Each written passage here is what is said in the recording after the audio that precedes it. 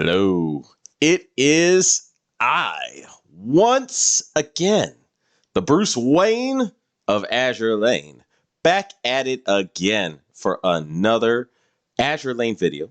And so someone earlier was asking me, what is your proposed fleet? Like, or they were basically asking, will my Eagle Union fleet change with the introduction of Kier Sarge? And my answer is yes. So here is the deal. I have done various experiments between which carrier should get replaced. It was either going to be Yorktown 2 or Independence. And the conclusion I've come to is if you have Yorktown with this specific gear setup, this is the only condition where I would say this. She needs a rocket Hellcat here, upgraded to plus 13. But she basically out damages Independence, hands down, unquestionably. But and then she can take advantage of Kier Sarge's buff. So my plan was this. This is exactly what I plan to run Kier Sarge with for now. Actually, no, this is not it. So I have an SG radar on here right now, but I would like to equip her with the Admiralty Fire Control Table. So she would have this thing. This is my gear setup that I have planned for her right now. And this is what I plan on running New Jersey with. So because I want her specifically to take as much advantage of Kier Sarge's buff as possible, I have made her into a pure damage dealer. So white shell and black shell, New Jersey gun. You can see it. You can see what I got here. I'm going to take full advantage of having two Iowa guns. I told you I was going to do that in a previous video.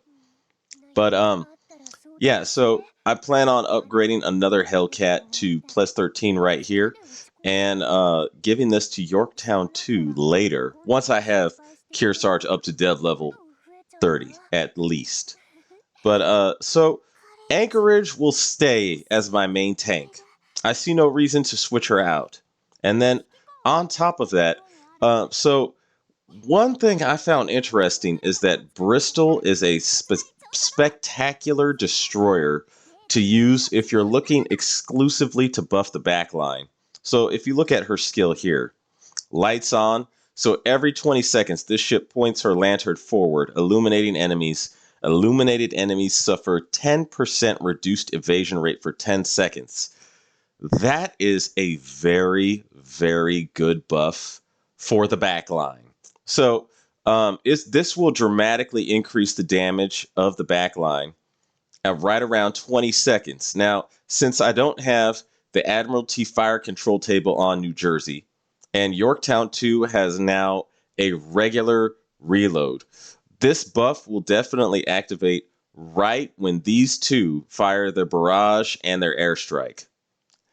On the other hand, Kier Sarge's buffs should be active at that time.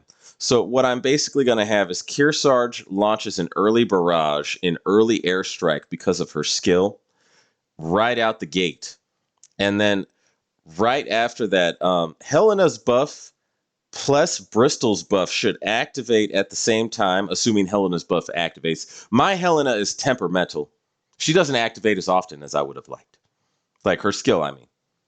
That sounded a little weird. Okay, her skill does not proc as often as I would like. So, but my plan is to use the radar skill for Helena along with Bristol's lights on skill, which will provide a super damage buff to the back line. And my back line, which consists of all UR ships, it feels nice to have all UR ships as an Eagle Union main, will absolutely, completely devastate the enemy. The problem is I need to have Kier Sarge at dev level 30 to test out just how effective this strategy is.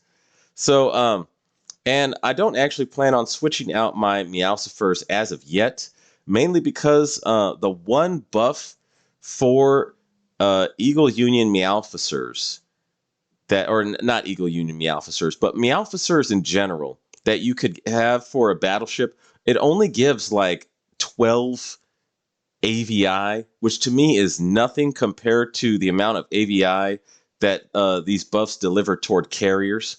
So look at this. It would be better to have this buff buffing Yorktown, giving her 20 AVI, than have the top aviation battleship buff give Kier Sarge like 10 AVI or whatever it gives her. 10 or 12, I think. It's one of those two.